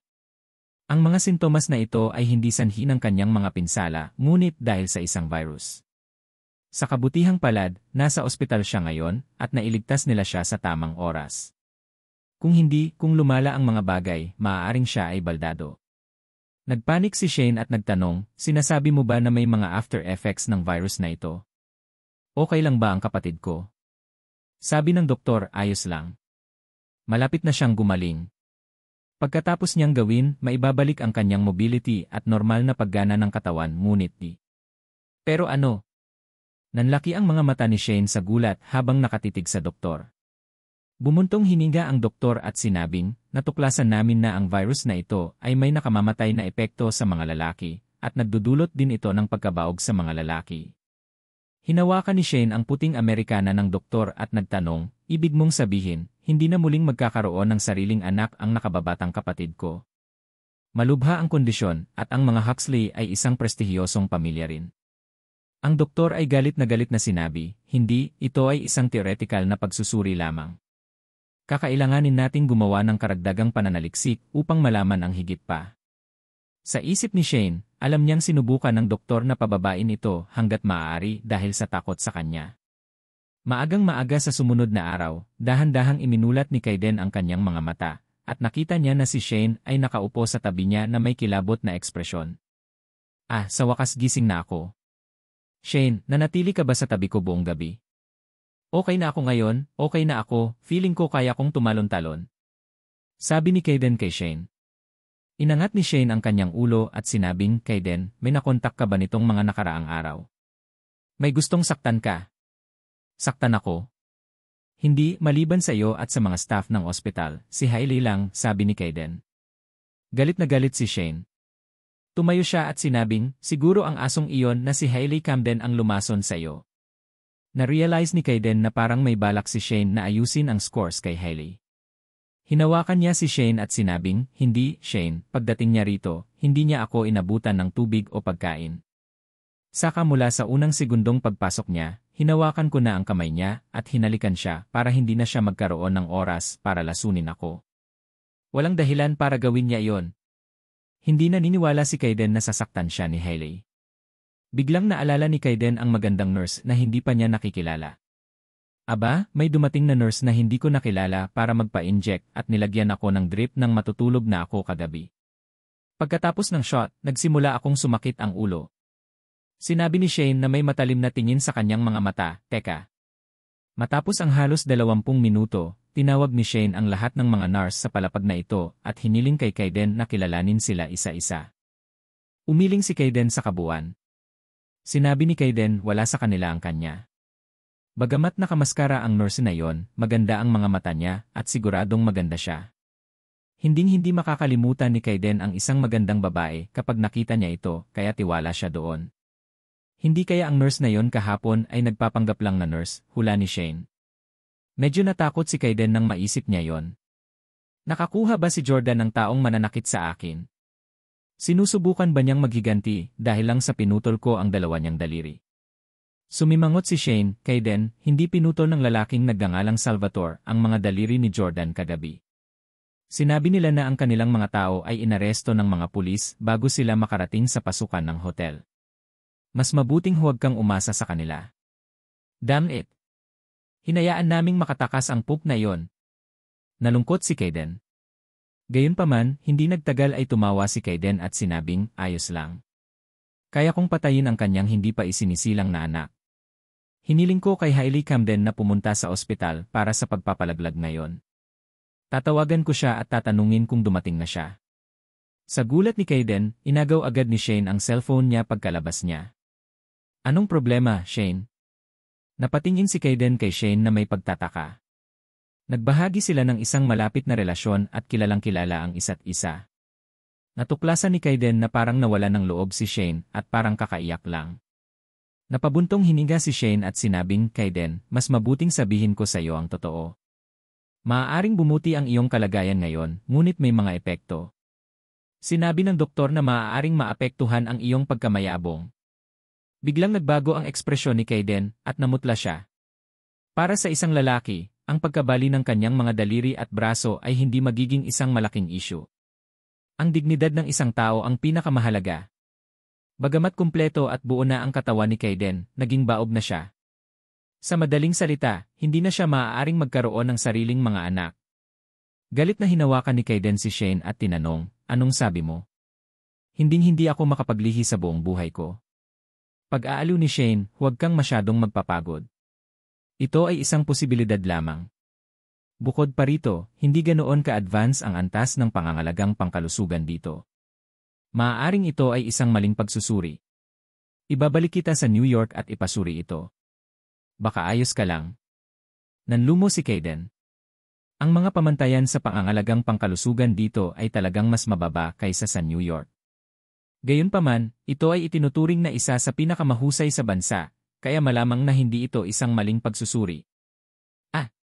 Ikinaway ni Shane ang kaliwang braso at itinulak ang mga tasa ng tubig at pagkain sa mesa sa tabi ng kama ng ospital, lahat sa sahig, bago galit na sinuntok ng dalawang kamay ang baso. Jordan Steele! Papatayin kita! Nasugatan pa ang kanang kamay ni Kaiden, at nagmamadaling lumapit si Shane para yakapin si Kaiden para pigilan ito sa pagdalaw. Kaiden, huminahon ka! Nalungkot si Shane nang makita ang kalagayan ng kanyang kapatid. Maraming mga inapo ng mga prestihiyosong pamilya ang madalas na nakikipag-away para sa mga ari-arian. Kung si Kaiden ay baog, walang alinlangan na ito ay isang mahusay na bagay para kay Shane. Gayunpaman, si Shane at Kaiden ay palaging napakalapit at hindi kailanman nag-away tungkol sa mga ari-arian ng pamilya. Umupo si Kaiden sa sahig ng buong 30 minuto. Noong mga panahong iyon, tinawagan niya ang lahat ng dati niyang nobya at isa-isang tinanong kung buntis sila ng kanyang anak. Gayunpaman, lahat sila ay nagsabing hindi. Unti-unting napaluha si Kaiden. Bilang isang lalaki sa kanyang 20s, siya ay nagkaroon ng isang mahinang antas ng pagpapaubaya. Biglang naging banta ang malungkot na ekspresyon sa mukha ni Kaiden. Hindi ako papayag na magpalaglag si Hailey. Anak yan ni Jordan Steele. Dapat ko siyang ipapanganak dito. Dahil hindi mabuntis si Kaiden at si Hailey, na gusto niyang pakasalan, ay nagkataong buntis at 1 buwan kasama ng kanyang pagbubuntis. Maaari silang magpakasal ngayon at huwag sabihin sa iba ang totoo. Kapag nanganak na si Hailey, siguradong iisipin ng mga kaibigan niya na anak niya ang sanggol. Ang social circle ni Kaiden sa New York ay binubuo ng mga prestihiyosong tao na hindi pa nakakakilala sa mga taong tulad ni Jordan at Victoria. Hindi rin sila magsasawang alamin ang tungkol sa kanya. Umiyak si Kaiden at sinabi kay Shane, "Shane, kung talagang baog ako, huwag mong sasabihin kahit kanino ang tungkol dito, kahit na si nanay, tatay, o lolo. Kung malalaman ito ng iba, mahihiya akong manatili sa New York." Alam ni Shane kung gaano kahalaga ang pagmamataas at dignidad sa isang lalaki. Sabi ni Shane, "Rest assured, hindi ko sasabihin kahit kanino ang tungkol dito. Sisiguraduhin kong ang mga doktor at nurse sa ospital na ito na nakakaalam tungkol sa bagay na ito ay mananatiling selyado rin ang kanilang mga labi. Hindi ko hahayaang magkalat sila ng salita tungkol dito." Tumango si Kaiden at inihayag ng malakas ang kanyang iniisip. "Shane, gusto kong pakasalan si Hailey." Medyo nagulat si Shane. Wala ka bang balak paglaruan lang siya bago siya sipain? Bagamat nangako si Kaiden kay Hailey na papakasalan niya ito, sinusubukan lang niya itong suyuin. Gaya nga ng sabi ni Jordan, hindi ganoon kadali ang pakasalan ang isang mayamang lalaki mula sa isang prestihiyosong pamilya, lalo na't hiwalay na si Hailey. Noong una ay binalak ni Kaiden na ipalaglag si Hailey, matulog sa kanya ng ilang buwan, at sipain siya. Gusto niyang matikman niya kung ano ang pinaglaruan ng isang lalaki. Gayunpaman, nagbago ang mga plano ni Kaiden. Kailangan niya si Hailey at ang sanggol sa sinapupunan nito. Ang sanggol na dinadala niya ay maaaring magbigay sa kanya ng pagmamataas at dignidad na kailangan niya bilang isang lalaki. Sabi ni Kaiden, "Hindi ko talaga maipapaalam sa ikatlong tao na naging baog ako. Napaka-conceited ko sa loob ng maraming taon. Mas mahalaga ang pride ko kaysa sa buhay ko. Magsisinungaling ako sa lahat at ipaisip sa kanila na akin ang anak ni Hailey. Ipapapanganak ko si Hailey tapos itataas ko." Alam na alam ni Shane ang ugali ni Kaiden at alam niya kung bakit niya gagawin yon. Tumango si Shane at sinabing, "Magiging iyo at anak ni Hailey. Kung gusto mong hayaan siyang magmana ng mga ari-arian ng Huxleys, wala akong anumang pagtutol, kahit na magiging kalamangan ito sa punk na si Jordan Steele." Sabi ni Kaiden, "Nagkakamali ka, Shane. Hindi ko intensyon na palakihin si Hailey at ang anak ni Jordan bilang sarili ko. Ang anak ni Jordan ay hindi karapat-dapat na magmana ng 1 sentimo ng aming mga ari-arian. Ito ang balak kong gawin.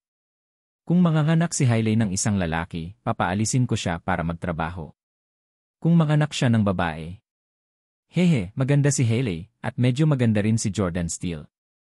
Tiyak na magiging maganda ang anak nila." Puno ng perverted greed ang mga mata ni Kaiden nang banggitin niya ito.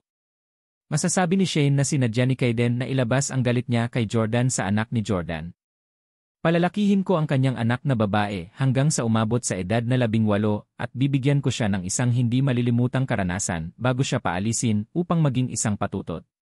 Papatulan ko siya kasama ng libu-libong tao. Noon ko lang mailalabas ang sama ng loob ko." Makalipas ang 1 oras, dumating si Hailey sa ward ni Kaiden. Nang makita ni Kaiden si Hailey, dali-dali itong lumapit at sinabi sa kanya, "Honey, nandito ka na sa wakas. Bakit hindi mo sinagot ang mga tawag ko ngayon lang?" Pagdating ni Hailey, ibinaba niya ang kanyang pitaka at sinabing, "Naku, nasa check-up ako at hindi ko madala ang aking telepono." Nagmamadaling sabi ni Kaiden, "Check-up? Pre-abortion check-up ba ito? Nagpa-abort ka ba?"